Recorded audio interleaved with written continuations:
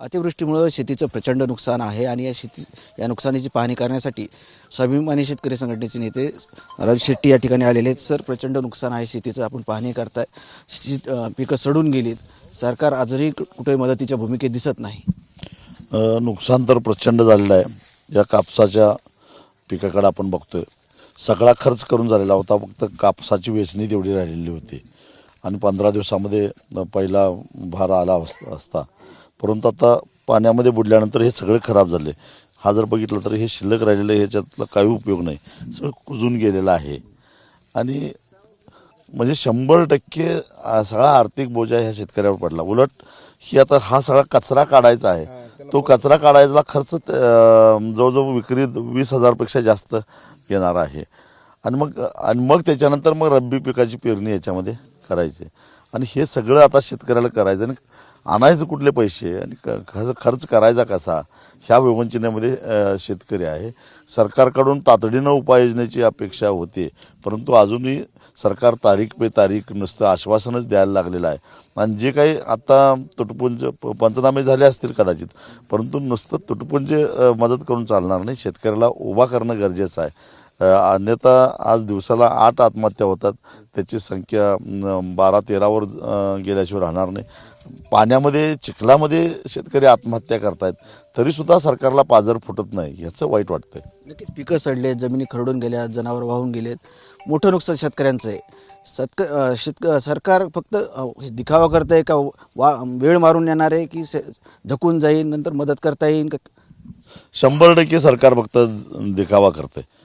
पैसा नाही कसं म्हणतात, पैसा नाही तर मग शक्तिपीठ महामार्गाला पैसा कुठला येतो?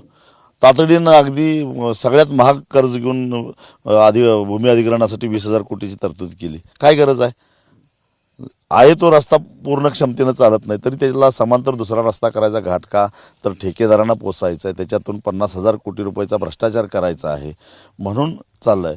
आणि मग इथं अरे शेतकरी मुडून पडला आहे, आत्महत्या करतोय, तरी बाजार फुटत नाही. कितीतरी ठिकाणी बाप लेक दोघांनी आत्महत्या केल्याची उदाहरणं आहेत. अख्खं कुटुंब उद्ध्वस्त व्हायला लागले आणि तरीसुद्धा सरकारला पाजर फुटत नाही.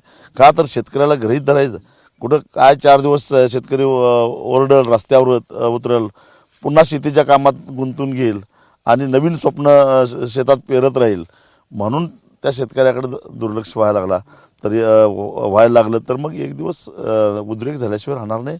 नेपाळ, बांगलादेश, श्रीलंका, भारताचा नंबर येऊन देऊ नका, एवढंच मला सरकारला सांगणं आहे. शेतीचं नुकसान प्रचंड आहे. शेतकऱ्यांची मागणी आहे की हेक्टरी 50,000 भेटावं. खरं तर त्याच्यातही भागणार नाही, परंतु सरकार अजूनही कुठल्या भूमिकेत दिसत नाही. यासाठी तुम्ही काय आंदोलन करणार आहात का, रस्त्यावर उतरणार आहात का? एकरी 50,000 रुपये काहीच जास्त नाही आहे, तेवढं दिलंच पाहिजे. आणि सरसकट सगळ्यांना द्या असं मी म्हणत नाही, पण ज्याचं नुकसान झालेलं आहे त्याला दिलंच पाहिजे, कारण तो उद्ध्वस्त झालेला आहे.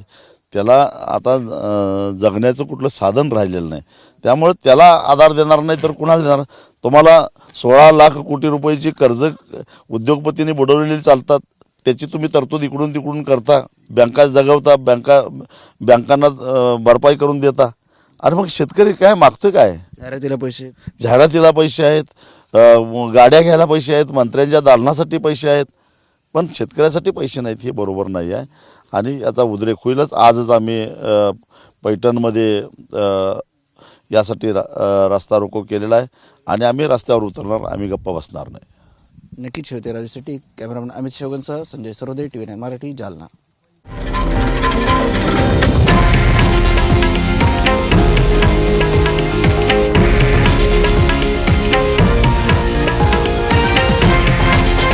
हे आहे देशातील नंबर 1 न्यूज नेटवर्क आणि आपण पाहत आहात TV9 मराठी, एकमेव.